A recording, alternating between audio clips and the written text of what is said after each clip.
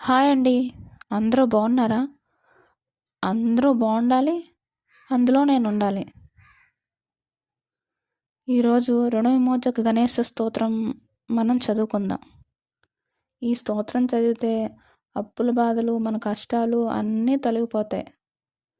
రోజు క్రమం తప్పకుండా చదువుకోవాలి ఈ శ్లోకం. ఆ విఘ్నేశ్వరుడు మనల్ని ఎల్లవేళలా చల్లగా కాపాడుతాడు. రుణ విమోచక గణేశ స్తోత్రము మంత్రమహార్ణవాంతర్గతం.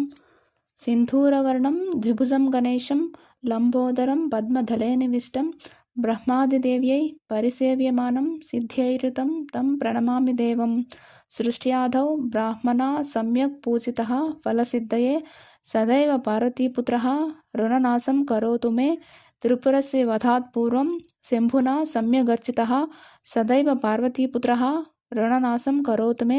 హిరణ్యకశ్యపాదీనాం వధార్థే విష్ణునార్చితః సదైవ పార్వతీపుత్రః రుణనాశం కరోతు మే.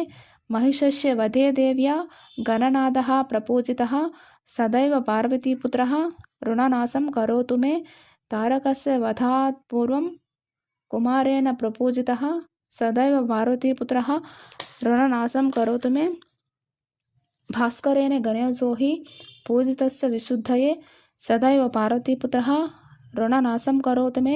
శశినాకాంతి వృద్ధ్యర్థం పూజితో గణనాయకః సదైవ పార్వతీపుత్రం రుణనాశం కరోతు మే. ఫాలనాయ తపసాం విశ్వామిత్రేణ పూజితః సదైవ పార్వతీపుత్రః రుణనాశం కరోతు మే.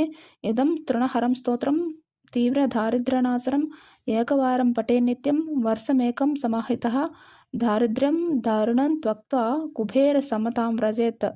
ఇది రుణ విమోచక గణేశ స్తోత్రం సంపూర్ణము.